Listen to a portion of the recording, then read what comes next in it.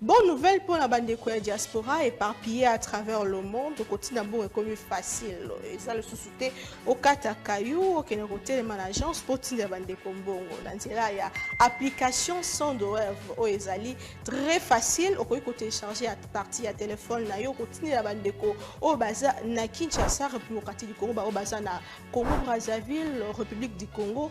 Facilement, bakoki ko récupérer mbongo na nzela ya M-Pesa to Orange Money na bango et yo esika ozali bonne nouvelle miami balé ezali que ceux qui ont téléchargé application Sandwave et kotindi na code promo Buzz TV on reçoit $10 le bénéfice. Donc il n'y a pas mieux télécharger Mokona Lelo Makamba télémanager Cécile, il n'y a pas mieux que ça. Tindambon la facilité dès aujourd'hui télécharger Sandwave na nzela ya téléphone na yo plus facile, il n'y a pas mieux.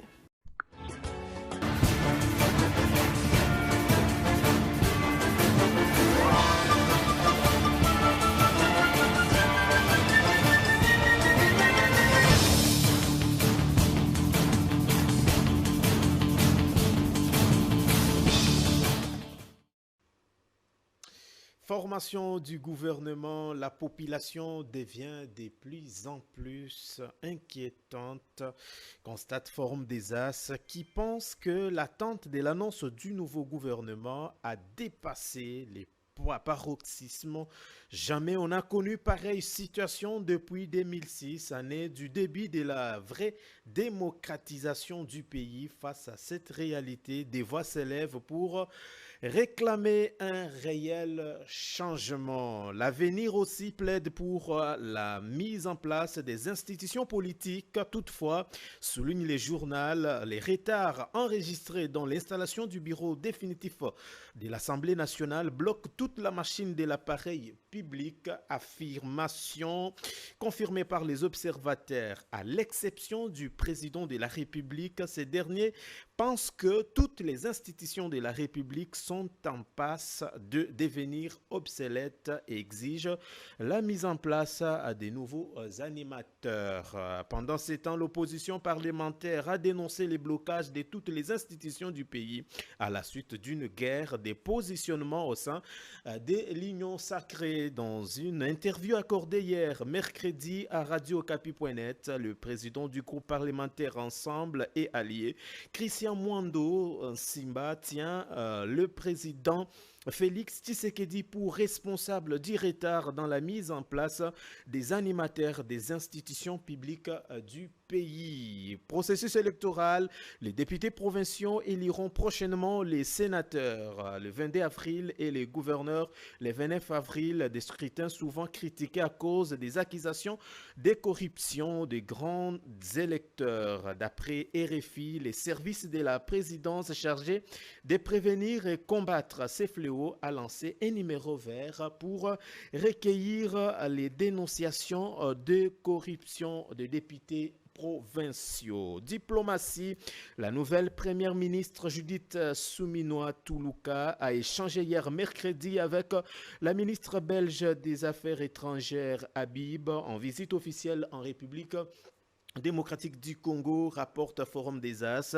À la fin de leurs entretiens, Adja Habib a exprimé la solidarité du gouvernement belge pour permettre à Madame Judith Suminwa de faire face aux défis de son gouvernement. La Belgique demande à l'Assemblée nationale de bloquer les moratoires sur la peine de mort, rapporte Média à Congo, selon la ministre belge des Affaires étrangères qui a rencontré hier mercredi les président du bureau provisoire de la chambre basse du Parlement. La Belgique est inquiète suite à l'arrivée du dit moratoire. Réagissant à ces inquiétudes, les speakers de la chambre basse renchérit les journaux Info 27 a éclairé la religion de son hôte. Nous avons voté à l'époque le moratoire. On a suspendu de l'exécution de la peine de mort. Nous y sommes revenus compte tenu de la situation extrêmement grave qui se passe à l'est du pays. C'est la seule raison raisons qui nous a conduit à cela, a déclaré Christophe Mbosso. Et puis pour terminer cette polémique autour de la Cour constitutionnelle dans sa configuration actuelle, la Cour constitutionnelle n'est pas siégée en matière constitutionnelle faute de quorum requis car le mandat des ces 3 juges ont expiré depuis le 4 avril dernier. C'est ce que rappelle disposition légale à l'appui les centres de recherche et l'étude sur l'état des droits dans un communiqué dont une copie est parvenue hier mercredi à 7sur7.cd. Pour sa part, l'avocat au barreau de Kinshasa Gombe Willy Wenga, contacté par radiocapi.net, n'est pas de cet avis. D'après lui, il ne doit pas avoir renouvellement de la Cour constitutionnelle de la RDC. Situation sécuritaire enfin, mesdames et messieurs, c'est en l'Est. Martin Fayoulou rappelle à la communauté internationale l'autre génocide oublié sur son compte X, consulté par élection.net. L'opposant rappelle à la communauté internationale qu'au Congo, des populations ont été depuis plusieurs années massacrées et continuent de l'être. Les leaders de l'ECD ajoutent ou Racan.cd dénonce l'indifférence de la communauté internationale face aux souffrances du peuple congolais. Il précise que des millions de vies sont en jeu alors que la violence et l'instabilité continuent de ravager la région. Mesdames, Messieurs, bienvenue dans votre magazine. À Grande Tribune, nouveau numéro. Au menu de ces débats, probable rencontre Tshisekedi Kagame à quand la fin de la crise et puis mise en place des institutions qui bloquent la machine. Et pour en parler, nous avons M. Damien Terranova, vice-président de l'Union des mouvements et associations katumbistes. Il nous fait l'honneur. Cher Damien, bienvenue. Merci beaucoup. Merci pour l'invitation, cher Daniel. Je salue mon co-débatteur, dont je veux connaître le nom tout à l'heure, quand vous l'aurez présenté. Je vous remercie une fois de plus d'avoir pensé à nous. Et je salue nos téléspectateurs, ceux qui nous suivent. Je salue également ceux qui nous insultent sur le réseau et ceux qui nous encouragent de même sur ces réseaux-là. Je voudrais dire un mot en entrée de jeu. Je suis consterné à cause des tueries qui sévissent dans la ville montagneuse de Goma. Hier et avant-hier, ça a totalisé 10 morts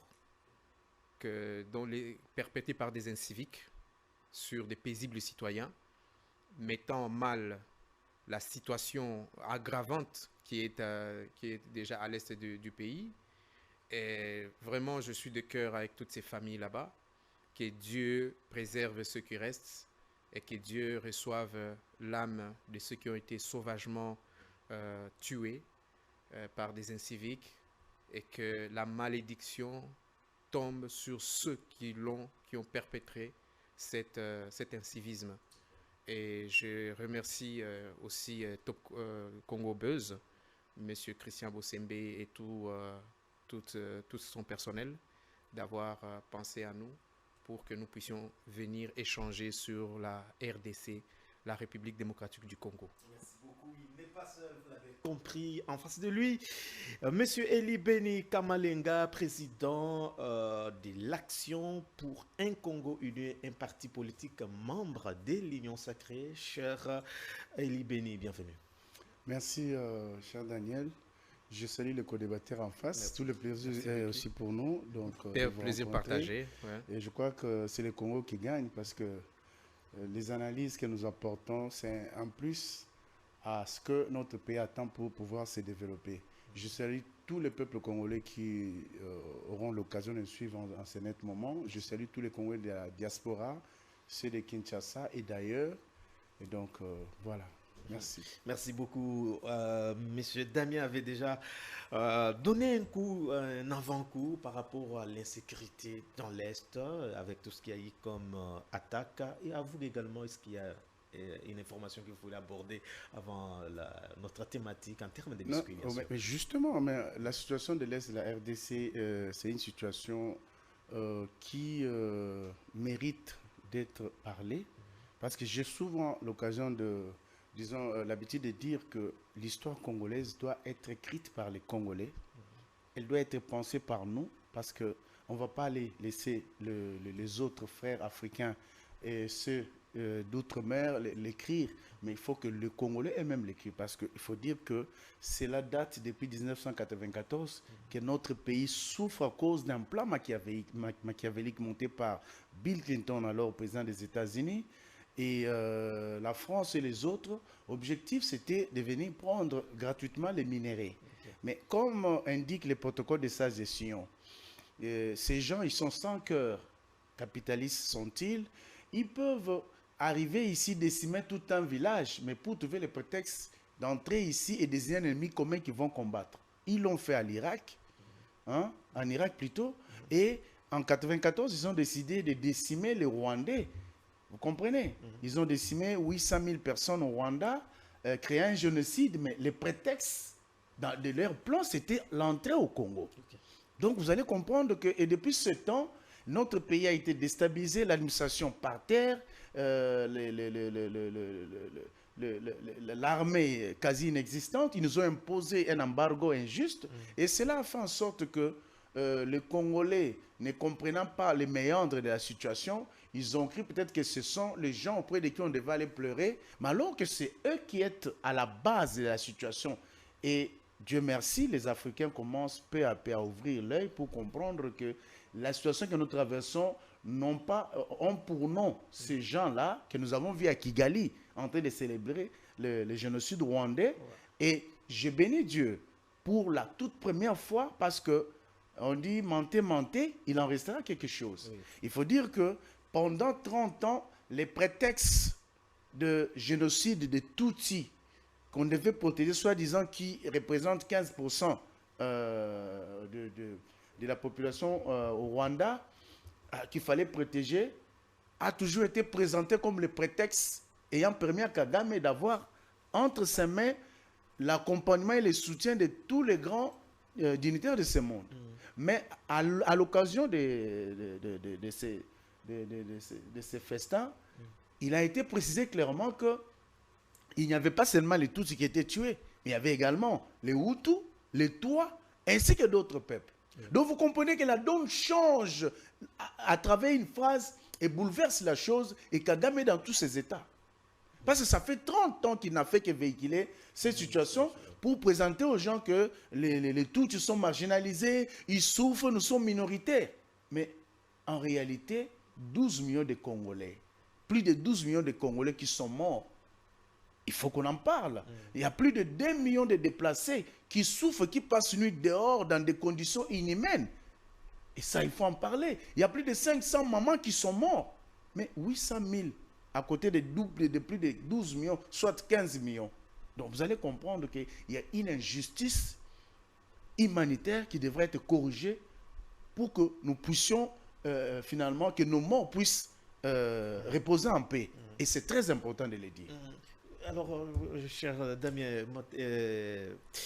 Martin Fayulu dénonce l'indifférence observée pendant la célébration du génocide rwandais, en oubliant qu'il y a des morts chaque jour au Congo. Cette manière de voir les choses, ça n'a pas plu aux leaders décidés. Quelle est votre lecture? Oui, justement, vous savez, moi, étant un bon chrétien, j'ai toujours béni les seigneurs, parce que ce que nous disions autrefois, et on nous prenait pour des personnes avec une intelligence déplacée, aujourd'hui, c'est tout le monde qui en parle.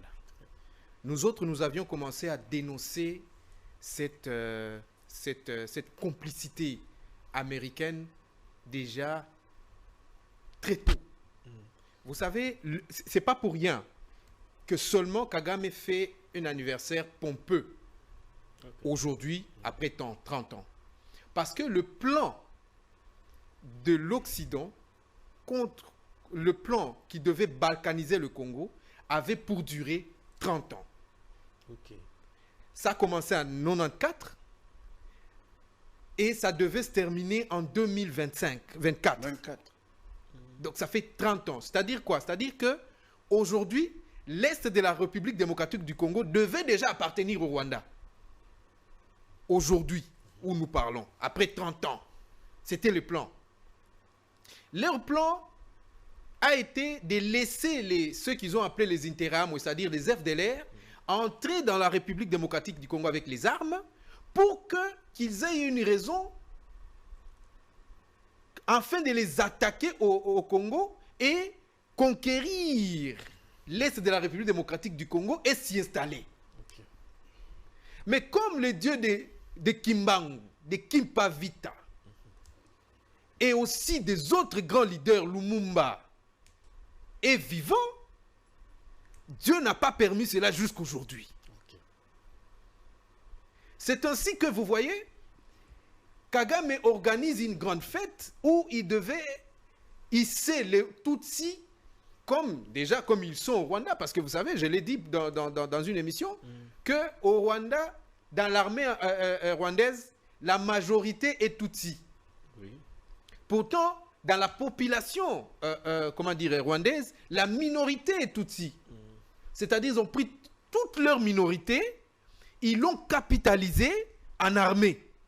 Si vous descendez à Kigali aujourd'hui, celui que vous allez trouver vers vous, qu'il soit agent de migration, qu'il soit agent de police, qu'il soit agent de renseignement militaire et tout ça, tous sont des Nilotiques, sont des Tutsis. Donc, ils ont pris leur minorité, ils l'ont capitalisé en créant une armée composée que de Tutsis afin de mater les Hutus et les Ntwa. C'est ainsi que, par grâce de Dieu, ils ont commencé à nous faire une guerre pour vite récupérer l'Est de la République démocratique du Congo. Et jusqu'aujourd'hui, ils font échec. Et vous avez suivi. C'est-à-dire, le paradigme commence à changer. Lui parle de Tutsis, mais on lui rappelle que non, il n'y a pas eu que de Tutsis. C'était une guerre qui a décimé tout le monde. Et les Tutsis, et les Ntwa, et les Hutus, et d'autres nations qui étaient sur place, comme les Aïrois à l'époque. Il y a certains Aïrois qui ont perdu la vie là-bas.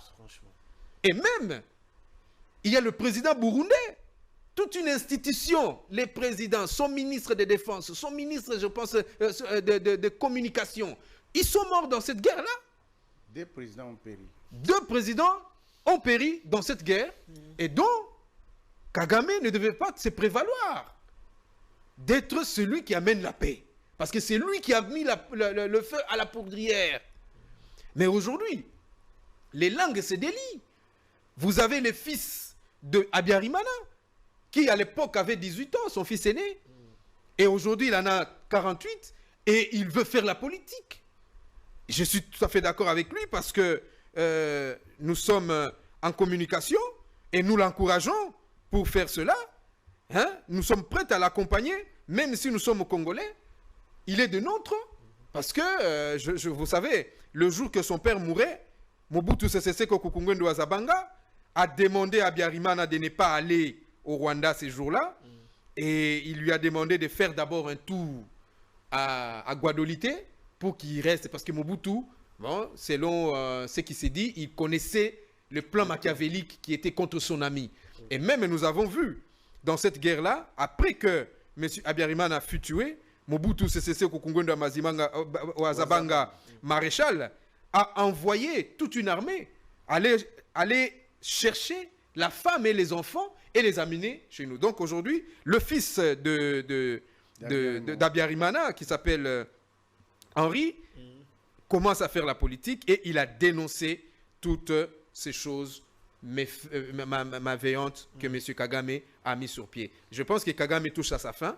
Peut-être que les lobby a Rokenaï. Vraiment, merci beaucoup. La première thématique probable rencontre Tshisekedi Kagame à quand la fin de la crise. Il faut rappeler que le président mauritanien, président en exercice de l'Union africaine, s'investit à son tour afin de tenter de trouver une issue de la crise entre la RDC et les Rwandais. présent à Kigali pour la commémoration de 30 ans du génocide des Tutsis au Rwanda.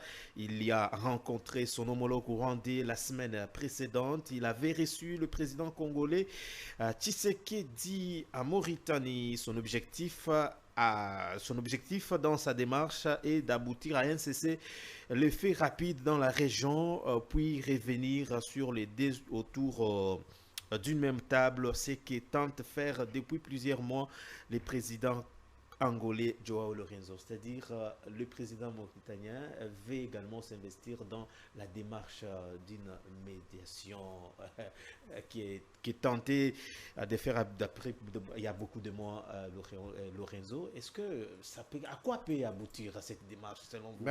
Je crois que les causes, pour mieux les traiter, il faut comprendre les méandres, la source, pour pouvoir mieux les traiter. Je rappelle qu'il n'y a pas plus tard qu'un mois, le président sud-soudanais, je crois, était ici. Oui. Et il est venu il est venu aussi par rapport à cette même situation pour pouvoir aider à dénouer cette crise qui sévit les deux nations, donc le Rwanda et la RDC. Mais ce qu'il faut retenir est que ceux qui tirent les ficelles, ce ne sont pas d'abord les Rwandais, mais c'est quand même les Rwanda, sur le plan économique aujourd'hui, a beaucoup gagné. Il faut dire que les Américains, les Bill Clinton que vous avez vu ce jour-là, les Blinken et autres, les Sarkozy, et actuellement Macron, les Anglais, les Allemands, les Suisses, les Belges, qui sont même hypocrites vis-à-vis de nous, ce sont ceux-là qui sont à la base de cette situation. Le problème, c'est qu'ils ne voudront jamais voir cette crise se terminer. Comprenez? Lorsque le chef de l'État a eu à rencontrer, il y a eu le sommet de Nairobi, il y a eu le sommet de Luanda, et plusieurs fois il y a eu rencontre. Je crois que le discours du chef de l'État est resté les mêmes. Nous, on pensait que au départ, lorsqu'il y a eu le premier sommet de Luanda, les responsables de M23 allaient se présenter parce que le Rwanda et les autres ont dit que ce qui se passe au Congo, c'est entre Congolais. Moi, le Rwanda, je ne suis pour rien. Mais curieusement, c'est Kagame qui vient en lieu et place de M23. Donc ça veut dire que à partir de ce jour-là, le monde entier avait compris qui étaient les pères fondateurs de M23, qui étaient les tueurs des ficelles. Comprenez? Alors, tout ce qui a été pris comme résolution, que ce soit à Nairobi, que ce soit à Luanda, rien n'a été respecté. Vous vous souviendrez également que le gouvernement congolais avait demandé le départ de la MONUSCO.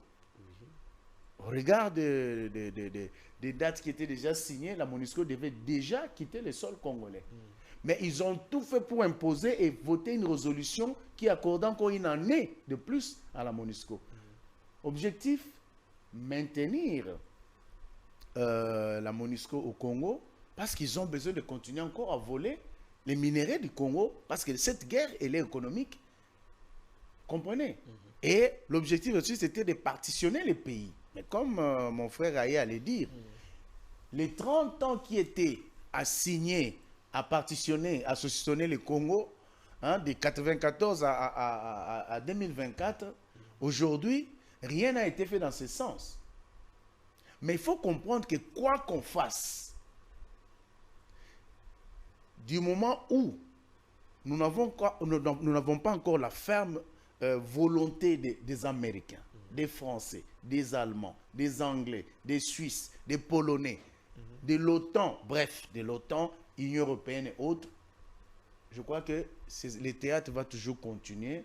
On va vous dire, non, retrouvons-nous dans tel pays, allez parler. Mais le problème, c'est que le chef de l'État congolais, qui est un fin stratège et diplomate, a compris une chose.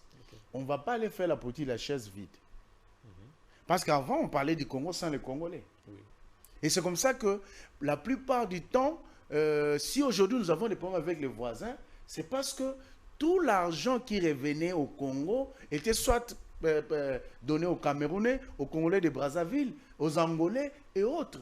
Mais du moment où la RDC a dit « je suis là », et pour ce qui est droit du Congo, ça passe directement à les mains du Congo. Personne ne parlerait plus jamais du Congo sans les Congolais. Et le plus grand problème, c'est celui-là.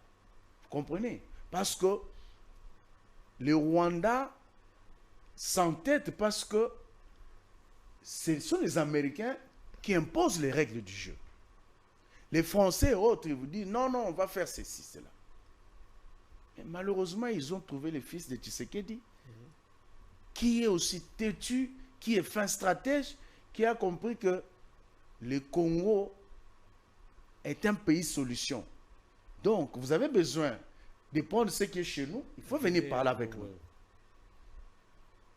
Donc, on doit faire des contrats du genre gagnant-gagnant, vous gagnez, nous gagnons. Parce que déjà, dans son temps, il avait dit, avec tout ce que Dieu nous a donné, ces gens vont nous faire la guerre. Et c'est ce que nous sommes en train de vivre. Donc, pour chuter, je vais dire que les présidents mauritaniens, il peut beau s'investir, mais la mission a été confiée déjà à l'Angolais Joao Lorenzo.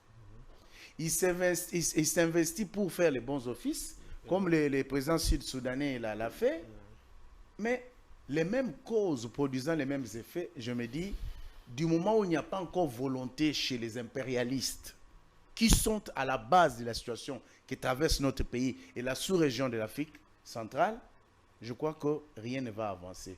Mais le temps, comme Yahi allait dire mon frère, le temps est déjà à sa fin, les délais déjà en train de s'écouler, nous sommes en 2024, ils n'ont pas su saucissonner le Congo, et le Congo ne sera jamais saucissonné parce que nous, les Congolais, nous sommes debout pour sensibiliser le nôtre, pour participer à l'écriture de l'histoire de notre pays, afin que nul ne vienne prendre, faire cause à nos lieux et places pendant que nous sommes vivants. Merci beaucoup, cher Eli Béni. Alors, à vous également, cher Damien, les regards croisés des deux voisins, probable rencontre, jusque-là, rien n'est encore, ne montre qu'ils seront ensemble, mais à quand la fin de cette crise? La fin de cette crise est en train de pointer à l'horizon, parce que vous voyez, la République démocratique du Congo s'est pris en charge. Ce ne sont que les politiques qui la tardent, en fait. Tout à fait. Je pense que si les politiques aussi, comme nous, population, s'en fatiguent de cette guerre prendra fin. Vous savez, ce matin, j'étais en train de lire un document. On me dit dans ce document que le Rwanda entier, ou la population rwandaise, n'est que moins de 14 millions et quelques. Vous comprenez? Or, le Grand Congo a plus de 100 millions. Franchement. L'armée rwandaise 33 000. n'a que 33 000 militaires. Mais l'armée congolaise a plus de 100 000 hommes sur pied. Vous comprenez? Donc, il n'y a pas match, comme on dit chez nous au Congo. Il n'y a pas égalité. En termes de statistiques. Il n'y a pas égalité. Il n'y a pas égalité. Il suffit que le politique ait envie de terminer cette guerre. C'est fini. 2-3 jours, la guerre est finie. Parce que ce qui nous a toujours étonnés, nous, les Congolais lambda, c'est que pourquoi nous n'attaquons pas les Rwandais directement?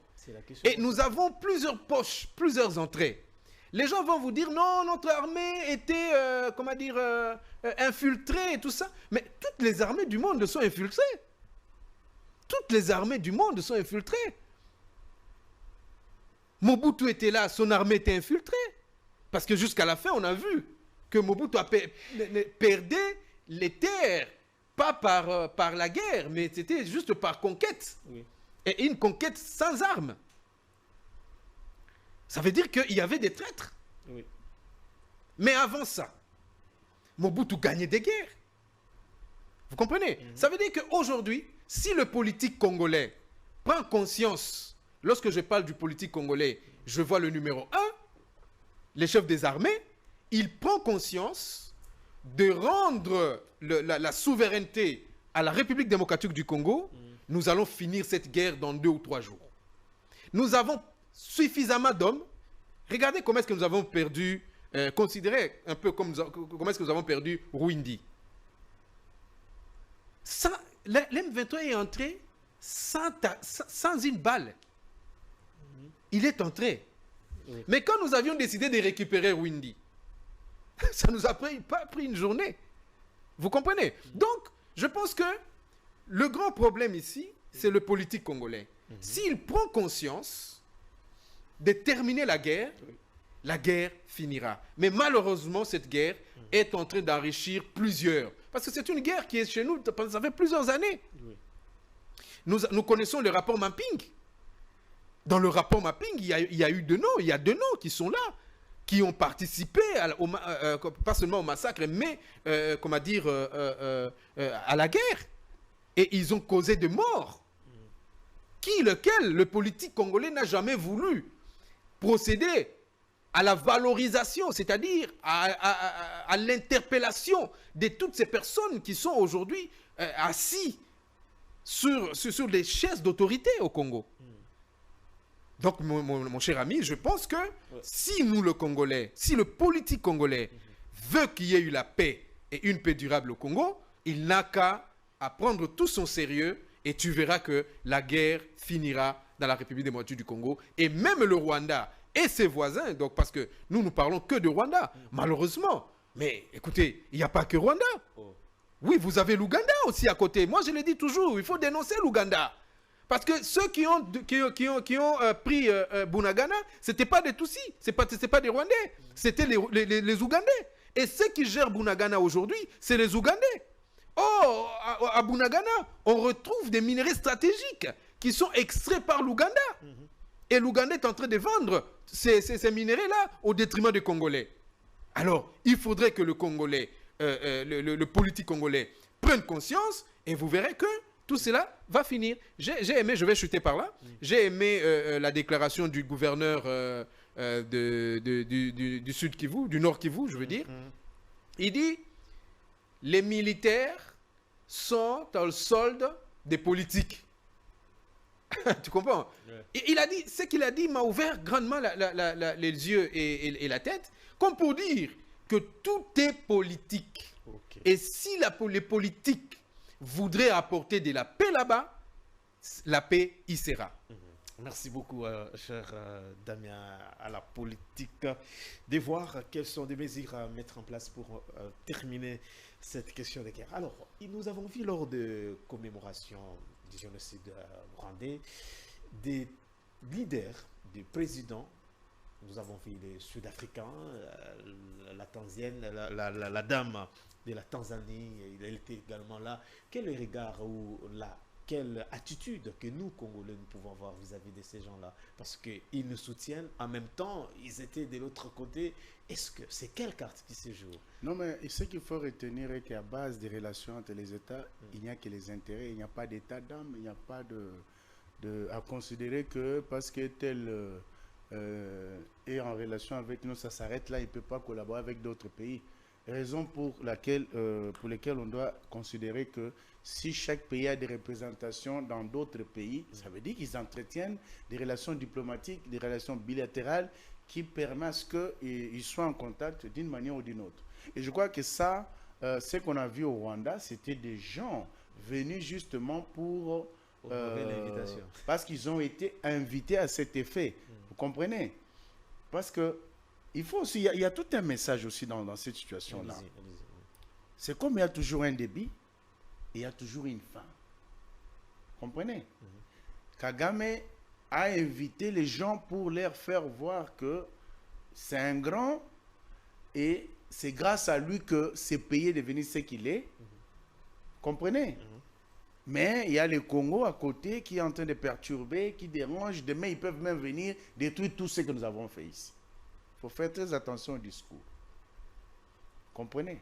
Donc, tout autant pour vous dire que Bill Clinton, j'ai y allé dire sur ce plateau, lorsqu'il concevait son projet, son plan machiavélique pour justement venir déstabiliser notre pays, hein, il savait très bien que il ne voulait même pas que le monde entier sache que c'était lui qui était à la base.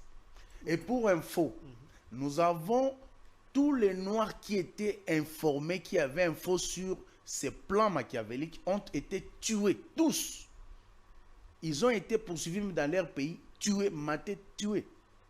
Alors, c'est le juge australien qui est en charge du dossier qui va révéler qui était le commanditaire de cette situation en citant Bill Clinton et l'assassinat ciblé de tout ce monde-là.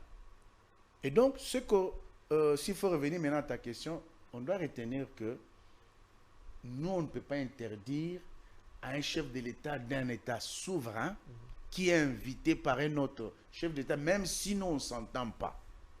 Il faut rappeler que l'armée, je vous donne un exemple. Le monsieur, le conseiller stratégique de Nanga, AFC Nanga, a été arrêté par les services de cette dame en Tanzanie, transféré au Congo. Mais ils étaient là. Or, Nanga a été, il travaille de connivence avec Kagame. AFC égale CNDP, AFC égale M23, AFC égale tous ces gens qui sont de connivence avec l'Empire du Mal pour détruire notre pays.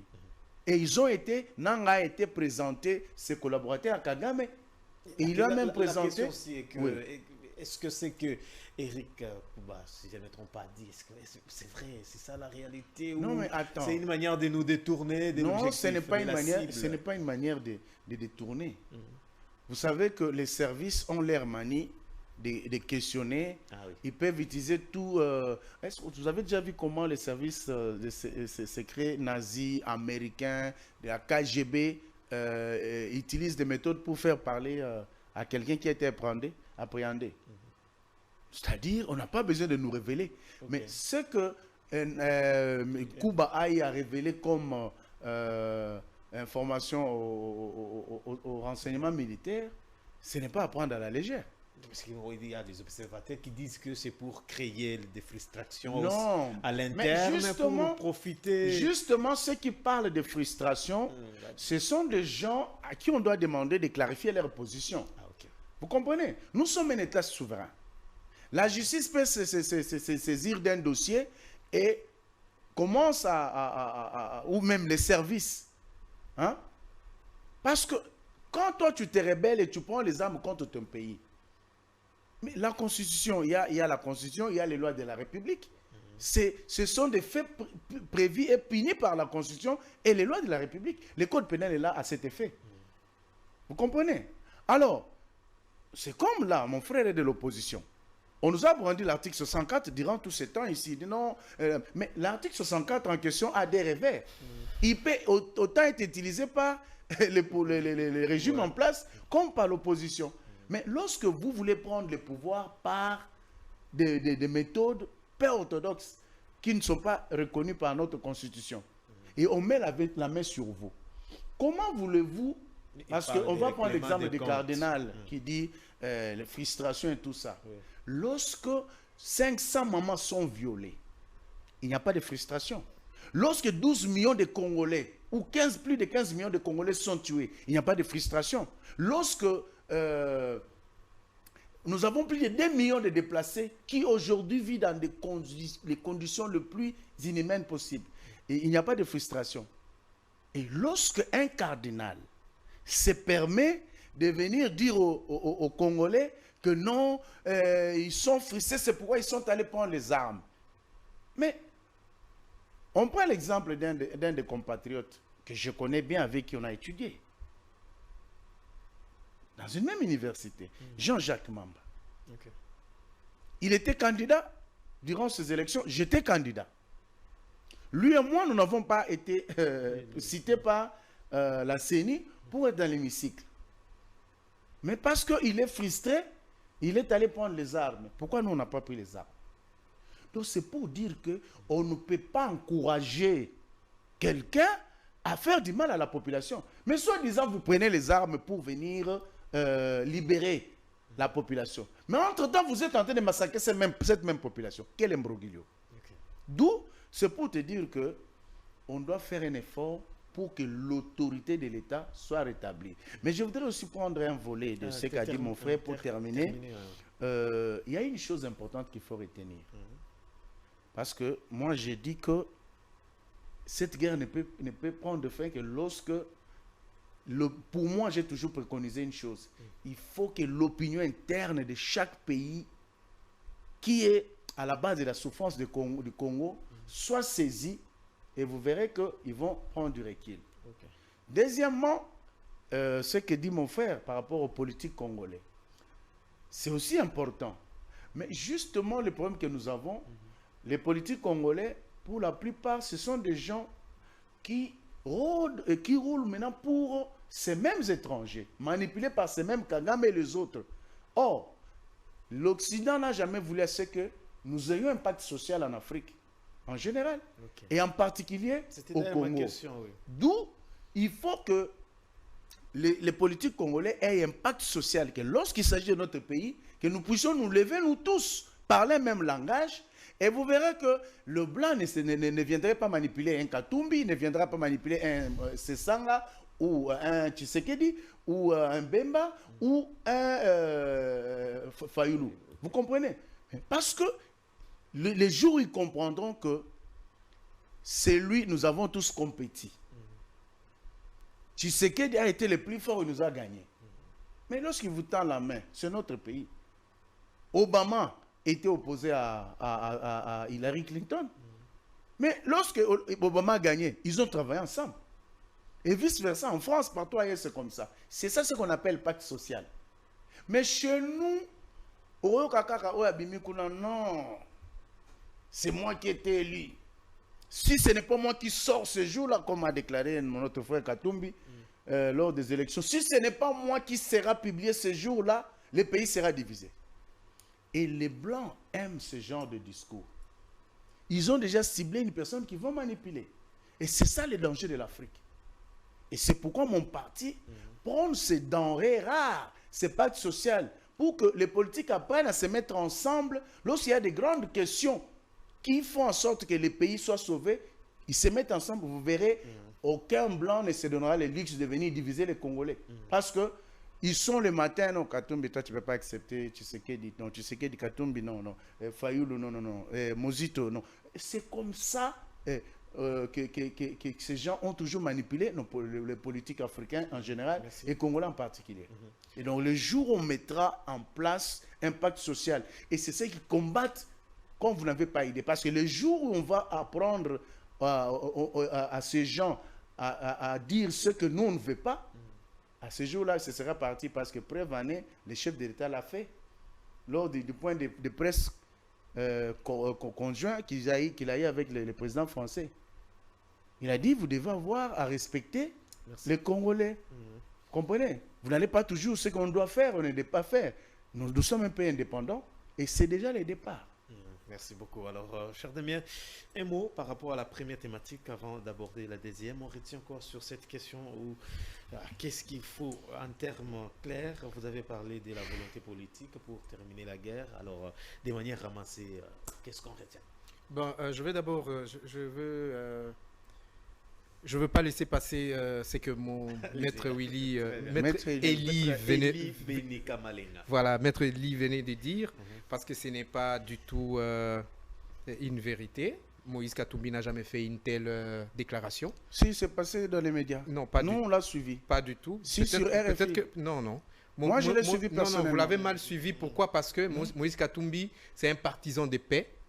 Et il n'a jamais dit que si ce n'est pas moi qui suis élu, je vais mettre tout en sac. Il faut me donner votre numéro, je vous l'envoie. Soit je lui envoie, il n'y a pas de problème. Il y en a. Il n'y a pas de problème parce que je connais mon président, je connais le monsieur pour qui je soutiens les actions.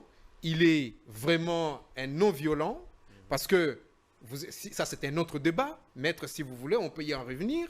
Vous voyez comment est-ce qu'il a été humilié par vous, par le pouvoir en place, en lui volant même son impérium. Comment ça? Mais bien sûr, je vous dis parce que qu'il était gagnant. ça c'est un autre débat. Wow. Nous pouvons y revenir. J'aurai beaucoup de temps pour ça et nous allons en débattre. Mais c'est un monsieur qui s'est retiré. Non, mais c'est un monsieur vraiment modeste. Vraiment modeste. Il a accepté. Félix Tshisekedi a pris le pouvoir par force parce qu'il avait l'armée. Maître, c'est un autre débat, nous pouvons y revenir et y veiller. Moi, je suis prêt à et je suis prêt à y revenir et à en découdre sur cette question. Oui. Moïse Katumbi avait gagné. Maître, comment peux-tu me dire, vous qui êtes un homme de la loi, que dans un pays, nous fassions des élections pendant 7 jours durant, et puis à la fin, vous allez dire que y a tel qui a gagné à 73%.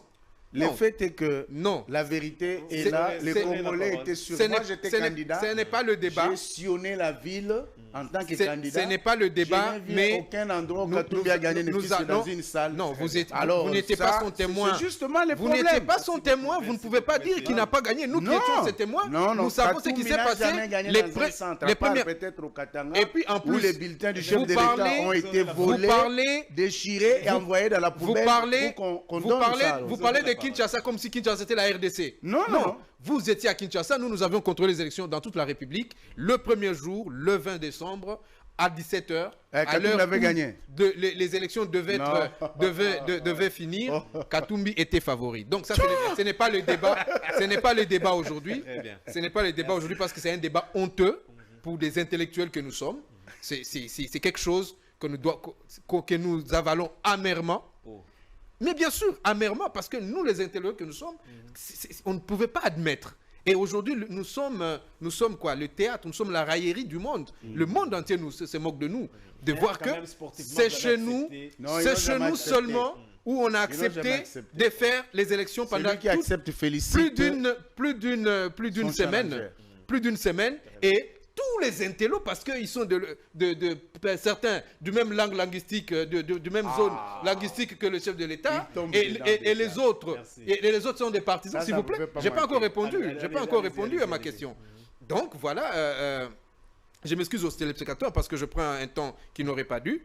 Et moi, M. Katumbi laisse passer et il accepte, il dit avançons, que le Congo gagne. Si M. Félix a un projet meilleur qu'il tient mordicus à défendre, eh bien qu'il la défende. Et c'est ainsi que Moïse Katumbi est rentré chez lui. D'ailleurs, même à Lubumbashi, il n'y est plus vraiment. Il est rentré chez lui dans son village où il est en train de paître ses troupeaux. Vraiment, pas de problème. D'ailleurs, c'est le gouvernement en place qui le cherche des problèmes chaque fois. On bloque son avion, on ne veut pas qu'il sorte, on envoie des militaires et tout ça.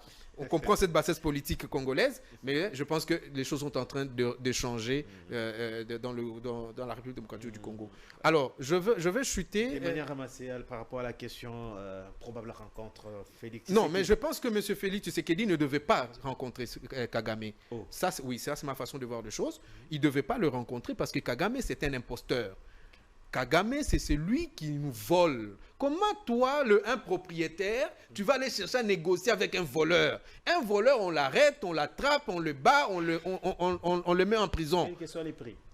Mais je te dis, je vous ai dit, moi je suis de ceux-là, de la première heure, avant que quelques jours que Bunagana soit tombé, je suis passé sur une chaîne de télévision, je dis, Monsieur Félix Tshisekedi prépare l'armée, on doit attaquer.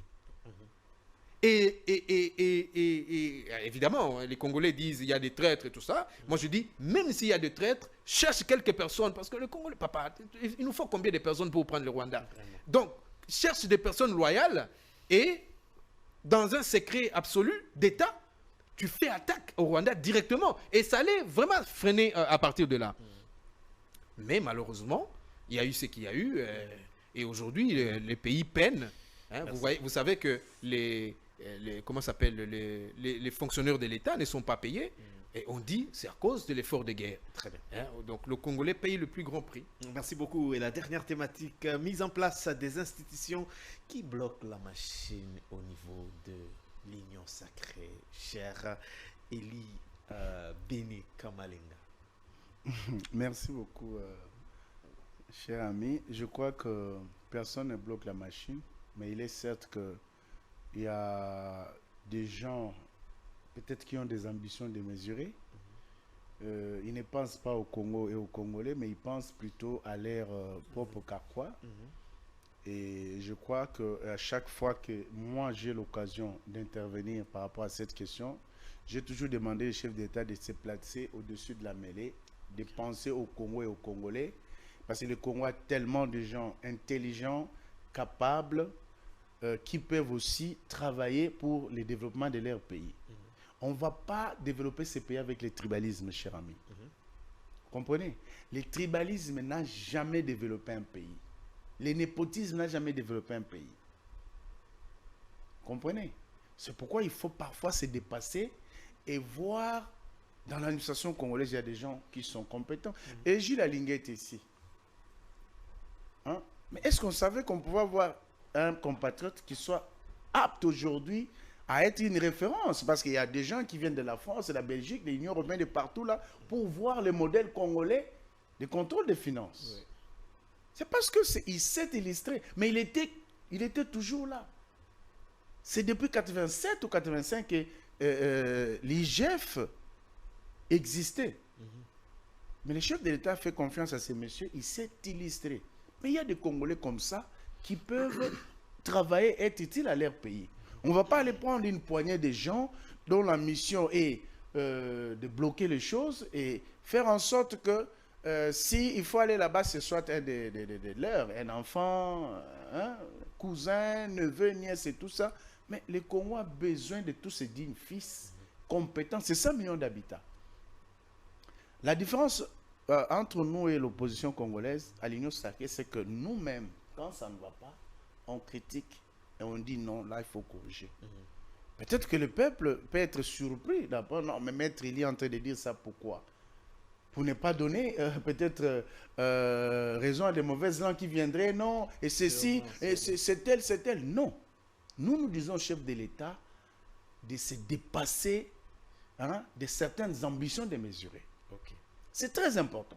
Si nous voulons que le Congo aille de l'avant, on a besoin que des Congolais compétents, valables, ils sont nombreux, ils peuvent être dénichés dans n'importe quel service, et ils vont travailler pour leur pays. Ça, c'est très important. Mais je crois que j'ai répondu à cette question. Je voudrais quand même répondre sur une petite chose, si tu veux, pour dire à mon frère Damien que je suis ravi que ça sorte de sa bouche, que les choses sont en train de changer au Congo. Parce que le Congo a besoin de tous ses dignes fils. Très bien. Il y a des questions qui sont dépassées et qu'on ne peut pas ramener sur la table. Mais je vais seulement leur demander une chose. Les discours tribal qui a toujours caractérisé les katumbistes n'aidera jamais les pays d'aller de l'avant. C'est fort, c'est plus fort qu'eux. Mondo Simba s'est illustré à chaque fois dans ses interventions.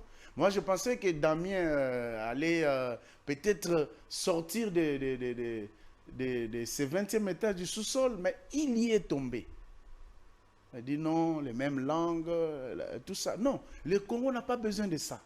Si Damien est compétent, il est congolais, moi je pense que Damien mérite mieux, il faut qu'il soit là. On ne va pas les priver, les Congolais, parce que non, tel. Ça veut dire tout simplement aujourd'hui qu'un Kassaïen qui est compétent, valable, on ne peut pas l'employer parce que le chef de l'État est Moulouba. Donc c'est un discours dépassé. Sortons du 20e étage au sous-sol. Très bien. Et pour terminer, Katumbi n'a jamais gagné les élections dans ces pays. Et c'est le même discours qui revient. On l'a eu avec Fayoulou. Mais on a vu les vrais poids politiques de Fayoulou. C'est 5%. Oh. Et autant pour Katumbi, moi j'ai fait la ronde. Il y a des gens qui étaient dans différentes provinces. Moi, je suis un parti national. J'ai des représentations un peu partout. Très bien. Katumbi, partout, à part peut-être dans l'espace Katanga où il a eu à gagner. Mais là aussi, il y a beaucoup à redire parce que lorsqu'on trouve les bulletins du chef de l'État jetés dans la poubelle, dans l'espace Katanga, partout, et remplacés par ceux de Katumbi. Donc, c'est pour vous dire que le plus important, ce qui nous divise ne peut pas être plus fort que ce qui peut nous unir. Et aux amis, je dis, dépassons-nous des discours tribaux. On n'a pas besoin de ça. Merci beaucoup. Et Katumbi, je sais que si il a toujours de l'ambition, aujourd'hui, on ne peut plus parler des problèmes de nationalité parce que à ce niveau-là, si un Congolais venait à parler de cette donne, elle est dépassée. Mais politique, il doit encore travailler durement. Il est fort dans le secteur de foot, mais en tant que politique, il n'est pas encore mûr. Merci Ça, beaucoup. c'est très important de le dire. Je vois mon frère qui est très mûr. Il aborde des questions avec beaucoup de sérénité, mais il sait très bien que leur leader n'est pas à la hauteur. Même des petites choses, il faut qu'on lui écrive. J'étais alors, merci. Merci. Alors, cher Damien, vous avez également la parole de rebondir à ce que M. Eli Beni Kamalenga vient de dire. Vous savez, Action pour un Congo uni. En fait, je suis ravi de rencontrer Maître pour la toute première fois.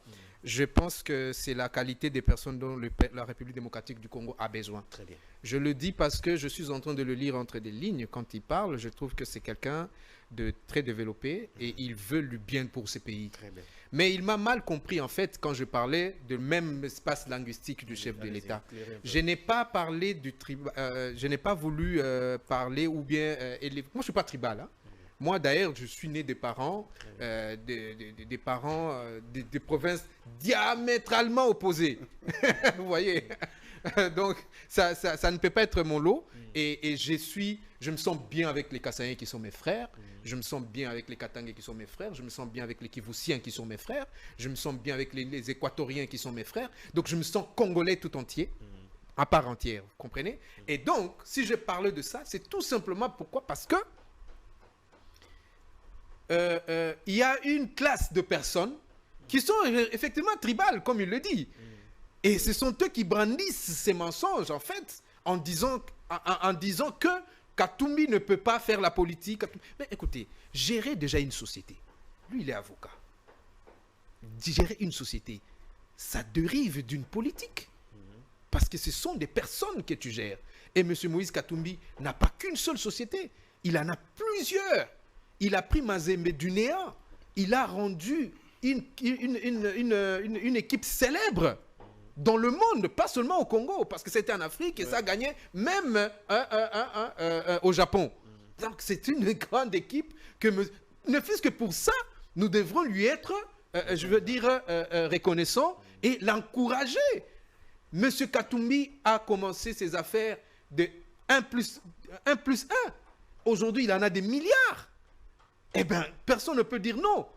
Il est en train de transformer son village en une ville. Personne ne peut dire non. Alors, ce qui m'a quand même moi Mukewana. Et que vous veniez à la télévision pour dire non, c'est faux politicien. Mais non, nous avons connu des gens ici en Afrique, comme, je veux dire, celui qui était le président béninois, là, Patrick Talon, qui était un homme d'affaires et qui est devenu un félin politique. Vous voyez? Donc, il y a eu même un joueur, George Weah, qui était un simple joueur, mais qui est devenu un félin politique, jusqu'à accepter son échec en partant sans faire des dégâts, sans bourrer les urnes, sans organiser des simulacres d'élections, comme ça a été notre cas. Donc voilà. Et là, mais la thématique, elle est très importante aujourd'hui. C'est que M. Félix Tshisekedi ne doit pas aller vers Kagame. Il doit rester au pays, organiser l'armée, organiser les bien-être congolais. Et moi, je lui avais demandé, M. Félix Tshisekedi, parce que tu veux prendre le leadership de la République démocratique du Congo, notre problème est d'abord interne. Nous devons arranger les problèmes à l'interne. Il y a des frustrations. Vous savez, comme Maître venait de le dire et le papa cardinal l'a dit, ce sont les frustrations qui amènent les gens à la rébellion. Quand tu lis mot rébellion, dans le dictionnaire, il y a une partie où on te dit ça dérive d'une frustration qui amène la personne à aller se rébeller contre l'autorité en place. Alors, cette autorité en place ne doit pas aller de frustration en frustration, ne doit pas nous mener comme si nous étions au Moyen-Âge avec un bâton à fer. Est-ce ce qui bloque aujourd'hui la machine de la mise en place des institutions? Parce qu'il veut résoudre cette question, de ne pas frustrer tout le monde. Mais justement, mais écoutez, les choses étaient déjà mal parties. Je pense que Maître ne me contredira pas. Lorsque vous partez avec une union sacrée, des 1000, je veux dire, de plus de 100 partis. Mais écoutez, dans un parti politique, ce sont les ambitions. Tout celui qui vient vers vous a une ambition. Mais comment vous allez les départager? C'était déjà ça le problème. Ok. Et ce que nous connaissons aujourd'hui a commencé déjà avant les élections. Et je pense que l'Union sacrée devait travailler sur ça déjà. Parce que vous savez, le Congo est grand. C'est la Constitution parce qu'il faut respecter la loi, Mais les bureaux tout définitifs, ça, tout cela, la nomination. la Constitution, c'est notre mère, la loi mère. C'est vrai, il y a des étapes. Je l'ai dit quelque part. Je dis, écoutez, d'abord notre Constitution, elle doit être revue. Très bien. Peut-être pas tout de suite, mais après, mais il doit être revu. Ok. Vous comprenez? Parce qu'il y a beaucoup de choses qui ne sont pas correctes là-dedans. Comment on peut faire pour avoir un gouvernement, après la prestation d'un chef de l'État, vous devez attendre 3-4 mois. Et aujourd'hui, mon cher frère, le problème, on n'est pas encore sorti de l'auberge. Même si Madame Judith, que je salue en passant, que je connais, même si elle sortait son gouvernement ne va pas travailler parce que le bureau définitif n'est pas mis en place. Pendant ces temps. Il y a un travail qui vient là. On doit commencer par le bureau définitif selon la Constitution. Ouais. Or, nos amis là-bas sont en train de faire l'enfantillage. Hein? Bazo où est là? Mbosso qui dit Ngana Tikala, Bahati qui dit non, c'est mon tour. Kamere qui dit bref, le temps passe. Et à la fin du mois, on va les payer. Et à la fin du mois, la République va débourser des millions pour ces gens-là. Moi, à la place de Félix Tshisekedi, j'arrêterai tout ça en tant que chef de l'État. Je dirais, écoutez les gars, vous ne voulez pas travailler, je vous bloque. Allez réfléchir, allez grandir, moi je continue. Oui, bien sûr. Oui. C'est dans la Constitution. Ce n'est pas la frustration. Même s'il y a la... Écoutez, mais je dis, hein, si M. Félix Tshisekedi c'était un bon président, à Kangi, trouvez-moi une solution là-bas. Jusque 2h, 3h du matin, 4h du matin, Bati Kalawana. Et tu verras qu'ils vont s'assagir. Ils font ça parce que le chef de l'État laisse aller. Ok. Il laisse aller. Je ne sais pas pourquoi ça l'arrange. Parce que vraiment, nous, le Congolais, tu peiné, tu Kemba. Il suffit de regarder la ville de Kinshasa, tu Kemba fort. Je donne la parole à Maître. Merci, Maître. Nous sommes pratiquement à la fin. Des manières ramassées, on retient quoi pour aujourd'hui? Non, ce qu'il faut retenir, que je suis déjà ravi pour le débat qui est républicain. Et c'est ce genre de débat qu'il faut. Le respect de l'autre, le respect du Congo et des Congolais. Parce qu'en définitive, c'est le Congo qui gagne. Et en passant, je voudrais rappeler à M. Damien que Mazembe, c'est un patrimoine national. Très bien. Et que déjà... À qui vous privez de moyens nationaux? Déjà avant l'arrivée de M. Katumbi, Mazembe était déjà champion d'Afrique dans le temps. Ouais. Et nous félicitons son leadership, le sens managérial de Katumbi à la tête de Mazembe pour le travail abattu. Je crois que je suis dirigeant sportif. Il a même manifesté la volonté de justement, je suis également dirigeant sportif. Je suis le secrétaire général du football club FC Chikas, donc qui est dirigé par le président Freddy Mwambakanikou, qui est le DG de CSC. Je sais comprendre qu'il a pas un travail, mais seulement sur le plan politique, c'est différent. Vous savez, c'est deux mondes. La politique demande beaucoup et le football n'a pas les mêmes méandres et mêmes exigences que le football. Donc ça, on doit les reconnaître. Mais aussi, M. Damien insiste sur le fait que le problème est d'abord à l'interne. Mais j'aimerais rappeler à tous les Congolais qui réfléchissent comme ça que moi, je ne vois pas la chose sous cet angle-là. Il faut dire que lorsque la Constitution organise les élections chaque 5 ans, suivant les prescrits constitutionnels de notre pays, c'est-à-dire que ceux qui se sentent aptes à aller aux élections présentent leur candidature. Donc, ils sont sûrs que parmi autant de candidats, comme la dernière fois, ils étaient à 26, il y a un qui va gagner. Et il est élu sur base d'un programme et sur base d'un chronogramme qui va s'étaler dans 5 ans. Mais Félix a gagné les élections. Mais vous voulez que Félix revienne à l'interne, comme vous dites, pour venir parler avec vous, que vous puissiez vous arranger. Mais là, il y a un problème sérieux. Nous sommes quand même intellectuels. Vous comprenez? Il y a quand même un problème sérieux. Comment voulez-vous que nous ne sommes pas sur un fond de belligérance où il y a une dispute quelconque entre états-majors? par rapport à l'Union sacrée, les retards Non, observés. l'Union sacrée, on en a parlé. Ça, c'est la famille politique du chef de l'État. Voilà pourquoi Mais nous parlons de ceux de l'opposition qui, chaque jour, les cardinaux en parlent aussi. Non, il faut que les gens se retrouvent, partagent le gâteau, parlent. Mais pourquoi on a organisé les élections s'il faut raisonner de la sorte? Et je pense que c'est absurde de réfléchir comme ça. Donc, je sais que M. Damé, c'est un monsieur extrêmement intelligent. Il m'a bien compris par rapport à cette donne-là. On ne peut pas venir considérer que... Et si je dois répondre à ça, comme je l'ai compris, oui, on va dormir ici. Très bien. Non, mais c'est vrai. Donc, c'est ce que Félix a gagné ces élections. Permettez-lui, durant les 5 ans pour lesquels il a été élu, d'exercer tranquillement, d'accomplir les tâches pour lesquelles il a été élu. Il a dit que Katumbi est parti dans son cachobé. Non, Katumbi n'a jamais été fair play, il le sait. Et les Congolais le savent.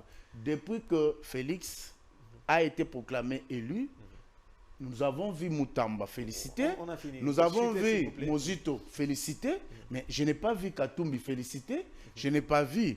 j'ai vu Théodore Ngoï qui est mitigé, félicité, et il est quand même allé à la Cour constitutionnelle. Et pour terminer, je ne suis pas partisan du fait que la constitution de notre pays doit être révisée, mais elle doit être changée carrément, parce que pour cela, il y a beaucoup d'arguments. Parce qu'on dit les lois sont prises en tenant compte des réalités sociopolitiques, culturelles, économiques et même. Mais la situation de sécurité de notre pays nous a inspiré beaucoup de choses qui nous imposent au regard de l'accord de 2009. Pour lesquels Kabila a cédé l'Est de la RDC. Mouzé, son père, avait cédé l'Est de la RDC. Nanga également vient de céder l'Est à Kagame. Il a présenté une carte avec cette situation-là. Et au regard de toutes ces donnes-là, quand vous lisez les articles 4, 51 et 217, il y a de quoi cette constitution, pour que cette constitution soit changée, révisée, pour que notre pays soit sécurisé, qu'on mette fin à ces problèmes d'infiltration, tout ce que nous connaissons. Nous avons fini dans 30 secondes, cher Daniel. Oui, je remercie beaucoup. Mais les débats étaient de qualité, comme Maître l'a dit. Je le remercie. C'est la première fois que je le rencontre. Et je trouve que c'est une valeur. C'est une valeur et une qualité pour ce pays. Et j'aimerais à ce qu'on écoute des gens comme lui, des personnalités comme lui, parce qu'il y a ce respect de débat. Il y a, même si Maître veut mordicus faire croire aux Congolais ce qui n'est pas vrai, c'est que tous les Congolais savent que nous avons connu un simulacre d'élection et que M. Félix Tshisekedi s'est autoproclamé. Et aussi, il faut dire que la CENI, c'était une CENI inféodée à M. Félix Tshisekedi, et ils n'ont pas proclamé les vérités, comme je peux le dire, des urnes, mais seulement ils ont eu des gens qu'ils ont nommés, raison pour laquelle nous avons des frustrations. Écoutez, dans un pays où nous avons une cour de justice qui vous rend comment vous appelez ça, les arrêts en dernier ressort, comme la Cour constitutionnelle, il donne les derniers proclamés, il confirme, donc il entérine. Mais à la fin, cette même cour, on lui dit non, vous avez mal fait les choses. C'est-à-dire... Non, tout ça, c'est la procédure. Merci beaucoup. C'est la procédure. Merci beaucoup. Mais sinon, les débats étaient de qualité. Monsieur Félix Tshisekedi ne négocie pas, ne va pas te rabaisser auprès de Kagame. Bongisa armé. Bongisa armé, Tokende na Rwanda. Merci beaucoup, chers messieurs, pour votre participation. Mesdames, messieurs, merci d'avoir suivi ces magazines et retrouvez Dan Zinc demain à la même heure. Au revoir.